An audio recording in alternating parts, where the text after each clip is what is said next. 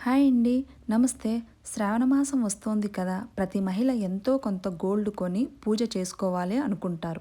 కానీ మనకొచ్చే 20,000, 30,000తో ఇప్పుడు ఉన్న గోల్డ్ రేటు ఏమొస్తుంది అనుకుంటాం.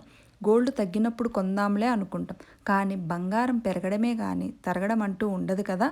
నేను చెప్పినట్లు మీరు పాటిస్తే ఈ ఇయర్ కాకపోయినా నెక్స్ట్ ఇయర్‌కైనా మీరు కూడా నాలాగే ఒక గోల్డ్ ఐటెమ్ తీసుకుంటారు.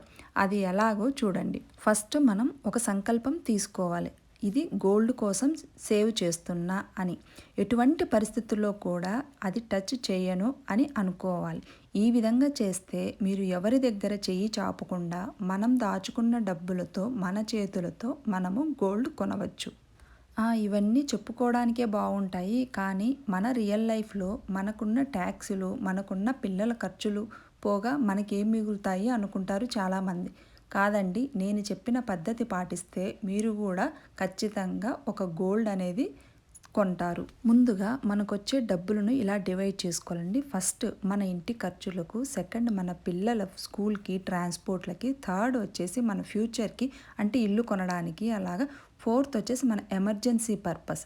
ఈ మిగిలింది కదా, ఇది మన గోల్డ్ సేవింగ్ కోసం అనేసి ఎటువంటి పరిస్థితుల్లో కూడా ప్రతి నెల మనం ఇలాగా కొద్దిగా పక్కకు పెట్టుకోవాలి.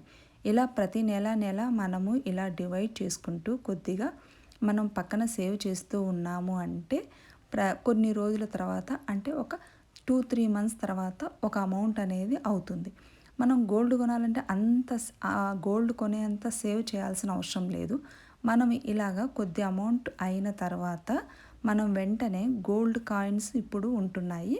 మనకు ఆ డబ్బులకు ఎంత వస్తే అంత, అంటే 1 గ్రామ్ రాని ఏమైనా సరే మనము గోల్డ్ కాయిన్ రూపంలో మనము ఇన్ని 2-3 మంత్స్ సేవ్ చేసినటువంటి మనీని గోల్డ్ కాయిన్ రూపంలో మనము తీసి పెట్టుకోవాలి. ఇలాగ 2-3 మంత్స్కి ఒకసారి ఇలా గోల్డ్ కాయిన్ తీస్తూ ఉన్నాము అంటే మనకు గోల్డ్ అనేది ఇయర్ అయ్యేసరికల్లా మనకు కావాల్సిన గోల్డ్ కొనడానికి సరిపోతుంది. నేను పాటించే ఇంకొక పద్ధతి అండి, మనం కొద్దిగా గోల్డ్ ఇలా సేవ్ చేసిన తర్వాత మన పాత బంగారు ఉంటుంది, అది ఓల్డ్ మోడల్ అయిపోయిందనేసి పెట్టుకోము. అలాంటి వాటిది మనం బ్యాంకులో పెట్టుకొని వచ్చిన అమౌంట్ యాడ్ చేసుకొని మనకు కావాల్సిన కొత్త బంగారం అనేది మనం తీసుకోవచ్చు. మనకు బ్యాంక్ ఇంట్రెస్ట్ అనేది 50 పైసానే పడుతుంది కాబట్టి ఎవ్రీ మంత్ మనం ఇంట్రెస్ట్ పే చేస్తూ ఉంటాము. మనకేమీ పెద్ద బర్డెన్ ఉండదు. ఇంకొక పద్ధతి అండి, మనకు ఏదైనా సరే శాలరీలో హైక్ వచ్చినప్పుడు, అదే ఇంక్రిమెంట్ వచ్చినప్పుడు ఆ డబ్బులను మనం ఎటువంటి పరిస్థితుల్లో కూడా వాడకుండా మన గోల్డ్ కోసం మనం దాచుకున్నాము అంటే మనము ఈజీగా గోల్డ్ అనేది కొనుక్కోవచ్చు. ఇంకొక పద్ధతి అండి, మన ఇంటి చుట్టుపక్కల వాళ్ళు ఒక 10 మెంబర్స్ అలాగా ఒక గ్రూప్ ఫామ్ అయిపోయి కిట్టి అనేసి పెట్టుకోవచ్చు. అంటే ఎవ్రీ మంత్ ఒక 2,000 కానీ 3,000 కానీ మనము యాడ్ చేస్తూ వెళ్ళాలన్నమాట.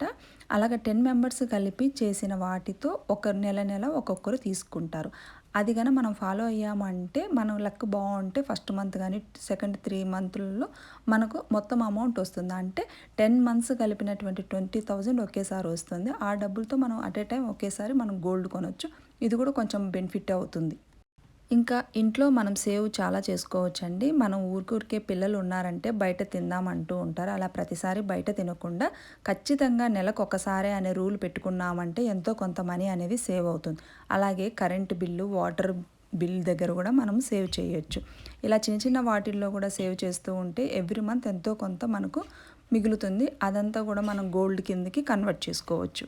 ఈ పద్ధతుల్లో ఏదో ఒకటి మీకు నచ్చిన పద్ధతి ఫాలో అయిపోయి మీరు హ్యాపీగా గోల్డ్ అనేది కొనవచ్చు. ఈ వీడియో మీకు నచ్చినట్లయితే లైక్ చేసి సబ్స్క్రైబ్ చేయడం అస్సలు మర్చిపోవద్దండి. Thanks for